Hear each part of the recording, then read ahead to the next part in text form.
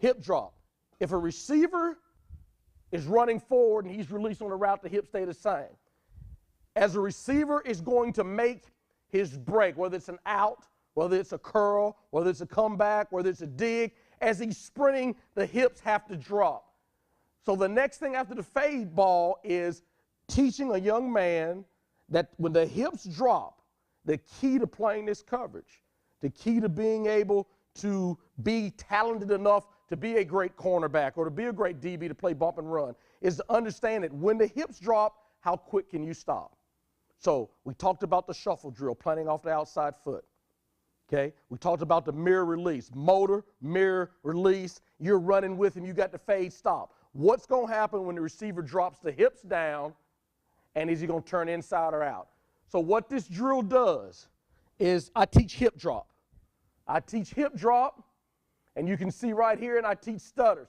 So you can see we're working on the hip drops right here. But when the hips drop, you got to slow down with him. At the same time, we're teaching the stutter. So if you get caught in a stutter and go. Now, the last phase of it is finishing it out, and if the hips drop, I want you to be the wide out. You have to be able to sink your hips and turn and plant. And what this does is when you get into your meeting, you show your players, for you to be able to make that break, you got to drop your hips. And we train it, and we train it, and we train it. At the same time, I want these guys always to play wide out. Now, let's look at this. I'm working on the outside of the cone. So if the quarterback's over here, you're working on what happens on a curl. The quarterback's over here, you're throwing an out or a comeback. So we work the right side of the cone, work the left side of the cone, knowing which foot to plant off of. Now, here's a good one because this young man plants off the wrong foot. You got to take the extra step. Puts his hand on the ground. That isn't good. What I like about it, why this zone here, is because watch the catch he makes.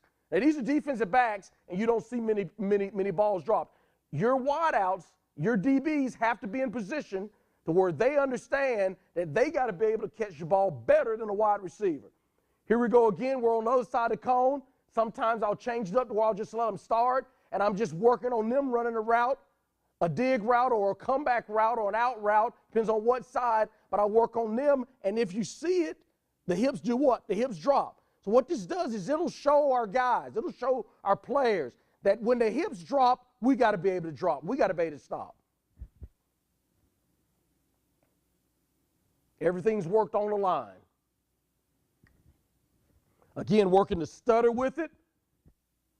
A lot of times when you're in bump and run coverage, on the stutter and go route, they're going to always try to get you to stop quick. I tell our guys, if the hips drop and they come back up, get ready to accelerate and play.